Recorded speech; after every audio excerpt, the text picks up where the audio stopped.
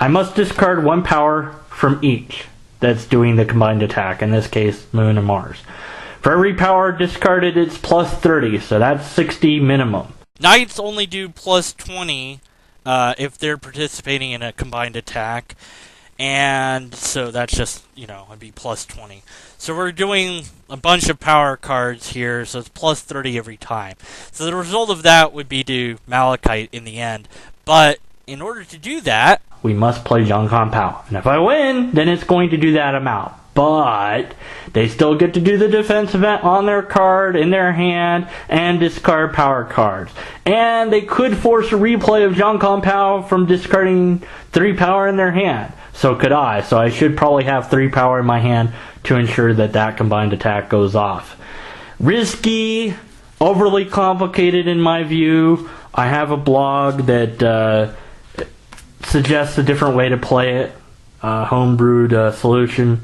But, yeah, combined attacks, if you launch it, it could potentially win you the game. It's possible to eventually have no deck and have a discard pile of maybe a few cards. The problem I found was Cram School had you, once you had no deck, your discard pile became your deck. So I found that it was quite possible to eventually have no deck and no discard pile, and let's say I played combat training, plus 20 to my attack, Cram School. Shuffle, draw 2. Oh, look. Infinite. Okay, so the rule I made up, which I suggest you put into play, is if you have no discard pile or deck, or even if you had a discard pile in a deck, your discard pile does not become your deck until you bounce. So at the end of my turn, when I bounce, then my discard pile would become my deck again. And that eliminates any possible infinite loop. So even if it's my turn and I had no deck and I played Cram School, I wouldn't be able to draw. That's it. So at the end of my turn, I would just draw my normal 5. So no playing. So I would probably wind up saving Cram Skull in my hand and then drawing my 4. Yes, if you have no deck, you could go Shad instead at the beginning of your turn. And then when you bounce, you would then have a deck again from your discard pile. Beads work, but dice are better because you do a lot of damage.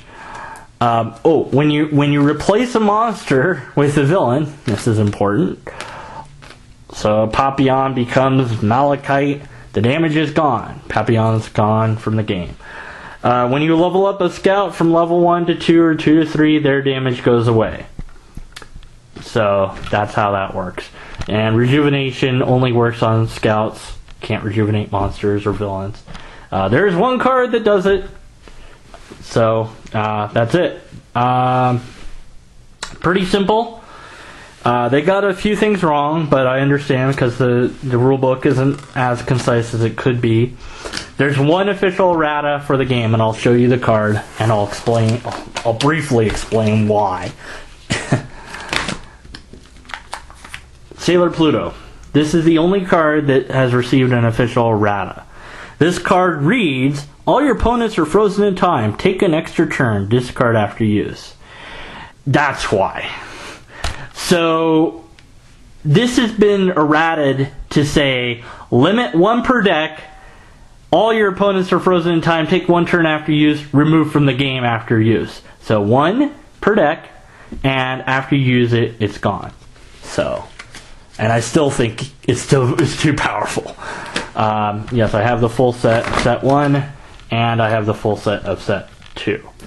Set 2 adds locations, really neat. There's a few complex defense events that would require some reading and thinking, like self-sacrifice.